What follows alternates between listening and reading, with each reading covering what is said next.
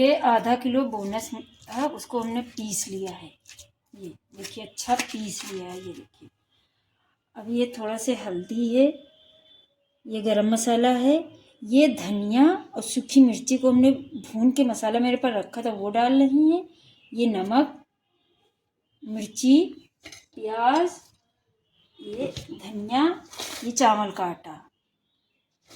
ये देखिए इसमें सब ये आपको बताया, ये सब इसी में मिक्स कर देंगे। और प्याज, ये देखिए थोड़ा से हरा धनिया, चावल का आटा,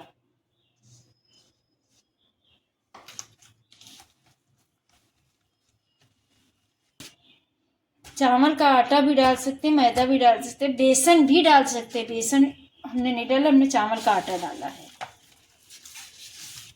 इसको मिक्स कर लेंगे।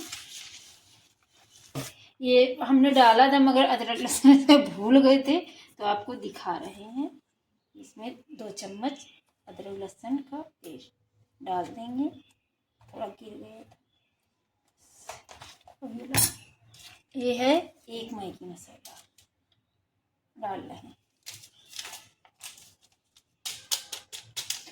इसको मिक्स करके 2 मिनट तक रख देंगे। फिर इसको फ्राई कर लेंगे टिक्की बना के। ये चाट मसाला है, इसको भी डाल के मिक्स करके 2 मिनट तक रख दीजिए। ये देखिए अब बना रहे हैं टिक्किया। अब तेल पानी कुछ भी लगा लीजिए, जो भी लगाना हो वो लगा लीजिए।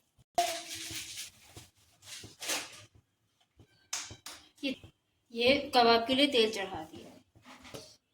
ये देखिए कबाब बना के रख के तेल इधर चढ़ा दिया है।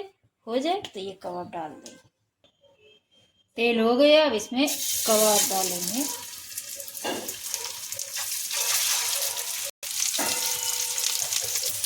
तेज आंच करके स्लो कर देना, क्योंकि ये कच्चा कीमा है तो अच्छे से पक जाना चाहिए, सिक जाएगा अच्छे से। ये देखिए अभी हो रहा है, इसको पलट देंगे। फिर आप धीमा कर दीजिए तो स्लो एकदम गैस कर। ये देखिए हो गए हैं। ये देखिए